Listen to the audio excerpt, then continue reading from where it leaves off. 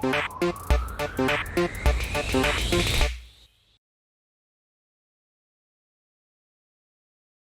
terms of the AMM model, right?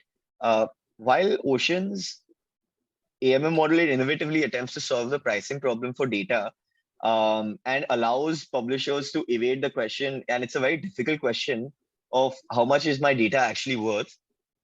In practical terms, it seems to be unfeasible, especially at scale.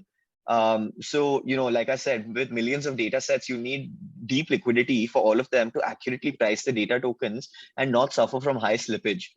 Because if you don't have enough liquidity in the pool and then you're trying to price all these data tokens individually for different data sets, then you're going to have huge slippage because there's going to be a massively fragmented liquidity across the pools. Because there's not going to be enough stakers, at least from what I think is feasible, there's not going to be enough stakers who are actually going to be able to stake in all pools. And you're essentially assuming that everyone in the world will own ocean tokens and then stake towards the quality of a data set to be able to assume that there'll be accurate and low slippage pools, with millions of different data sets. So this entire model of having one data set have its own pool is fundamentally flawed to me. So even though, price discovery for fixed pricing is not as authentic, right? As in an AMM model, it might be firstly more user friendly and intuitive to actually price your data in a fixed manner. And like a user doesn't, like just put yourself in the shoes of a data consumer. They don't care about, slippage, or like they just about, like, oh, how they get access to their data. This is all stuff that Web3 people care about. The data consumer doesn't care about that. They just want access to their data. So it's much more intuitive for them to use a fixed price model where they can just access the data, right? So the AMM model fundamentally doesn't make as much sense to me.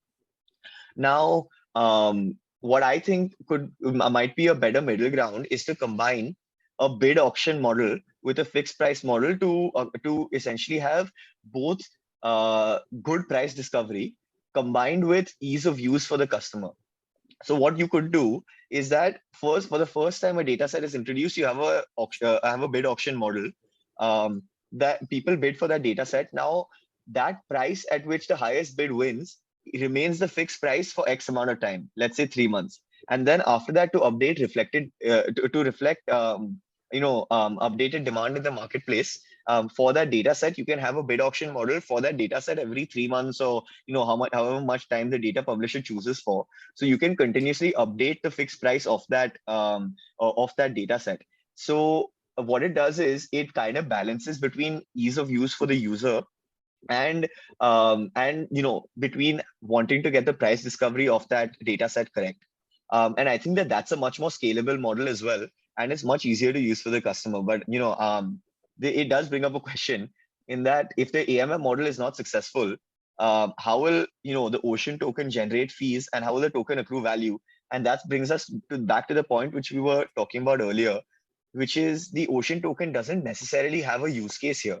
It doesn't Yeah. necessarily need to accrue value in this manner.